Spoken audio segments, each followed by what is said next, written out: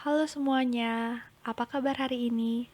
Semoga kita dalam keadaan bahagia dan sehat selalu. Perkenalkan, saya Niputu Talita Estining Tias, biasa disapa dengan Talita, yang akan mempresentasikan penelitian perwakilan dari tim peneliti Fakultas Psikologi Universitas Merdeka Malang. Dengan judul penelitian, status pekerjaan dan mindful parenting pada ibu dari anak usia middle childhood. Baik, isi presentasi kali ini meliputi latar belakang, metode penelitian, hasil dan pembahasan, serta kesimpulan dan saran. Kita masuk ke dalam pembahasan yang pertama mengenai latar belakang penelitian. Di sini terbagi menjadi 4 poin utama. Yang pertama dimulai dari kebijakan BDR selama pandemi. Nah, seperti yang teman-teman ketahui, pemerintah selama masa pandemi begitu banyak mengeluarkan kebijakan-kebijakan. Nah, kebijakan tersebut memang guna untuk meminimalisir penyebaran COVID. Salah satu kebijakan tersebut adalah BDR atau belajar dari rumah.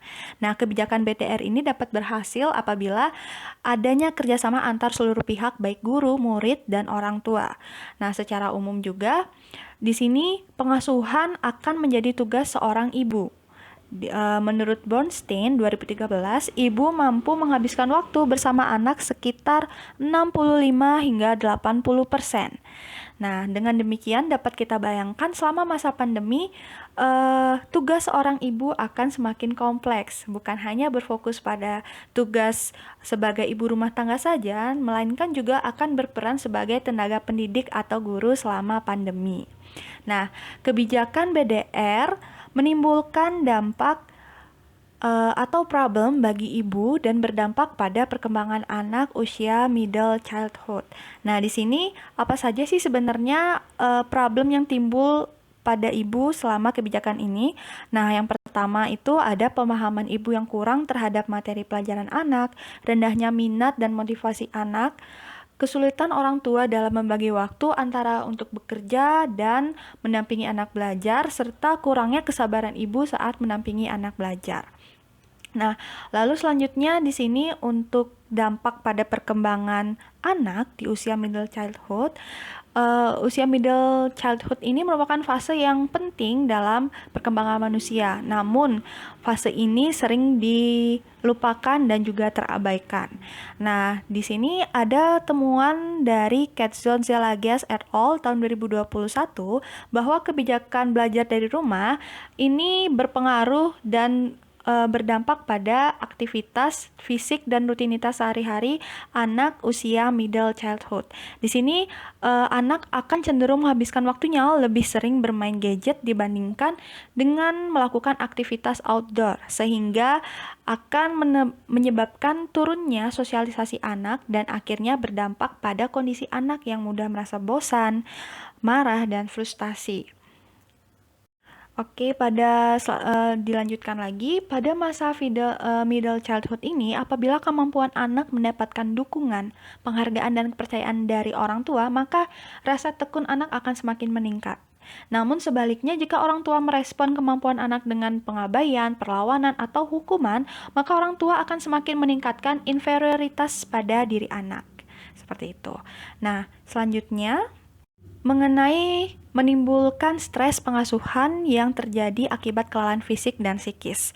Nah, seperti tadi, besarnya tantangan pengasuhan di masa pandemik, khususnya bagi ibu, tidak hanya mendampingi anak belajar dari rumah, namun juga ibu dituntut untuk menciptakan pengasuhan yang kreatif agar anak tetap mampu mengeksplor dunia sosialnya meskipun di tengah masa pandemik.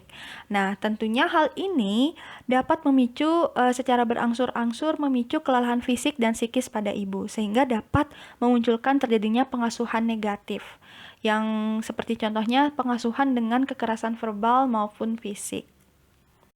Namun, pengasuhan yang negatif tersebut dapat dicegah melalui mindful parenting. Nah, salah satu program intervensi untuk mengurangi tingginya stres dalam pengasuhan. Nah, menurut Kabat-Zinn 2021, mindful parenting bukan sebuah usaha untuk menciptakan anak yang lebih baik atau menjadi orang tua yang lebih baik atau optimal, namun untuk mewujudkan pengasuhan yang penuh dengan kesadaran dari waktu ke waktu. Nah, mindful parenting bukanlah sebuah titik akhir, dari sebuah proses, melainkan proses yang berkelanjutan. Nah, dalam mindful parenting akan melibatkan sebuah kesadaran dari orang tua tanpa adanya penghakiman pada diri sendiri dan anak, dan lebih bersikap terbuka terhadap setiap pengalaman yang ada. Nah, kesadaran yang dimaksud ini meliputi kesadaran dari pikiran, emosi, sensasi, tubuh, perilaku anak, keluarga, dan budaya. Dari uraian latar belakang yang telah saya paparkan, maka tujuan dari penelitian ini adalah untuk untuk melihat adakah perbedaan dari mindful parenting pada ibu yang bekerja atau tidak bekerja. Jadi penelitian ini bertujuan untuk mengetahui perbedaan mindful parenting pada ibu dengan anak usia middle childhood yang ditinjau dari status pekerjaan ibu, yakni ibu yang bekerja dan ibu tidak bekerja.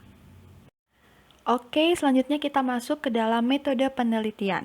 Untuk yang pertama, jenis penelitian ini termasuk ke dalam penelitian kuantitatif dengan menggunakan partisipan sebanyak 242 ibu yang memiliki anak usia middle childhood dengan teknik sampling accidental sampling. Selanjutnya untuk instrumen yang digunakan merupakan skala mindful parenting yang mengacu pada teori Mila dan Kabat-Zinn tahun 1997 dengan 31 item valid. Dan untuk analisis data menggunakan one-way ANOVA. Selanjutnya kita masuk ke dalam hasil dan diskusi.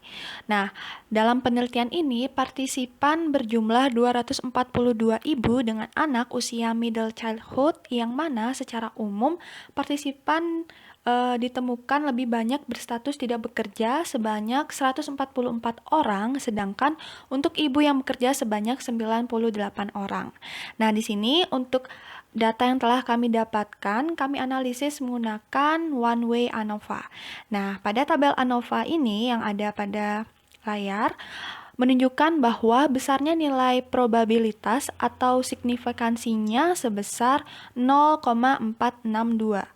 Nah, 0,462 ini lebih besar dari 0,05. Nah, dengan demikian dapat diartikan bahwa tidak ada perbedaan mindful parenting pada ibu yang bekerja maupun tidak bekerja. Oke, kita masih ada di dalam pembahasan mengenai hasil dan diskusi. Nah, hasil penelitian ini menunjukkan bahwa status ibu yakni ibu yang bekerja dan ibu yang tidak bekerja tidak dapat menunjukkan perbedaan mindful parenting pada ibu. Nah, itu artinya status pekerjaan ibu bukan sebagai salah satu faktor yang dapat menunjukkan mindful parenting seorang ibu dalam pengasuhan. Nah, di sini juga kami memperkuat hasil penelitian kami dengan temuan dari ahli serta juga teori yang dipaparkan dari beberapa ahli. Nah, di sini pertama ada temuan dari Kumalasari et al. Di tahun 2021, di mana penelitian dari Kumalasari tersebut menghasilkan bahwa mindful parenting pada ibu, khususnya di Indonesia, tidak dapat diprediksi dari faktor-faktor demografi.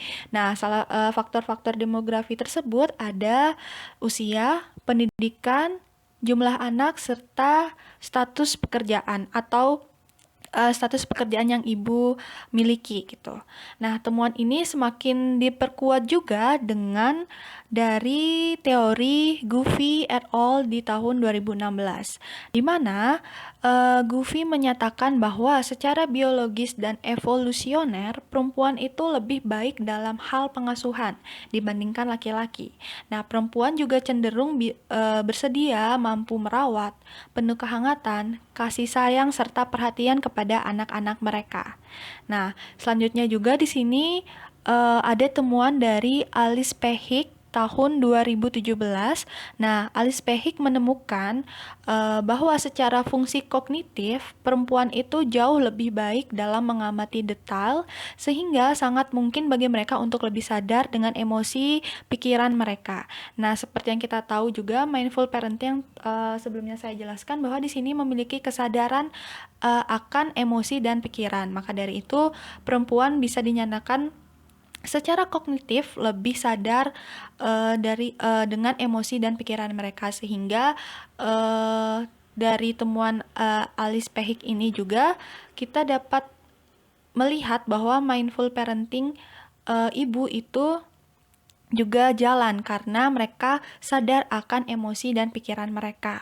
Nah, selanjutnya di sini ada teori yang dinyatakan oleh Mubarak tahun 2016. Nah, selain mindful parenting itu tidak dapat dilihat, maksudnya pekerjaan ibu atau status pekerjaan ibu tidak dapat memprediksi atau tidak dapat membedakan mindful parenting. Di sini pada saat ini, di era saat ini, orang tua menurut Mubarak 2016, orang tua ini lebih mudah mendapatkan pengetahuan tentang pengasuhan positif. Misalnya orang tua dapat mengikuti program-program parenting seperti itu. Nah, sehingga dari program parenting yang diikuti oleh orang tua atau pengasuhan positif tersebut dapat memberikan hasil yang efektif untuk meningkatkan mindful parenting dari ibu atau dari ibu. Nah, dari ibu tersebut. Nah, 3 aspek keterampilan mindful parenting yaitu ada mendengarkan dengan penuh perhatian, kesadaran emosional diri dan anak, serta pengendalian diri dan anak tanpa penghakiman. Nah, oleh sebab itu prediksi dari hasil temuan mengapa status pekerjaan ibu itu tidak dapat mengapa tidak ada perbedaan mindful parenting yang ditinjau dari status pekerjaan. Hal ini juga mungkin dikarenakan dari kemajuan era zaman saat ini, bahwa untuk program parenting atau pengasuhan positif itu dapat para orang tua atau ibu dapatkan dari banyak media, mulai dari media online seperti Instagram, YouTube, dan lain sebagainya, seperti itu. Oke, kita masuk ke dalam slide selanjutnya mengenai kesimpulan dan saran. Nah, yang pertama akan membahas mengenai kesimpulan. Hasil penelitian dengan judul Status Pekerjaan dan Mindful Parenting pada Ibu dari Anak Usia Middle Childhood didapatkan kesimpulan bahwa tidak ada perbedaan mindful parenting pada ibu dengan status bekerja dan tidak bekerja. Temuan ini menunjukkan bahwa status pekerjaan ibu tidak dapat membedakan mindful parenting pada ibu dengan anak usia middle childhood. Selanjutnya, untuk saran, penelitian ini memiliki keterbatasan, antara lain sampel yang diambil secara teknik insidental dan tidak menggunakan kriteria tertentu, menyebabkan sebaran yang tidak merata baik dari segi wilayah hingga kondisi ibu.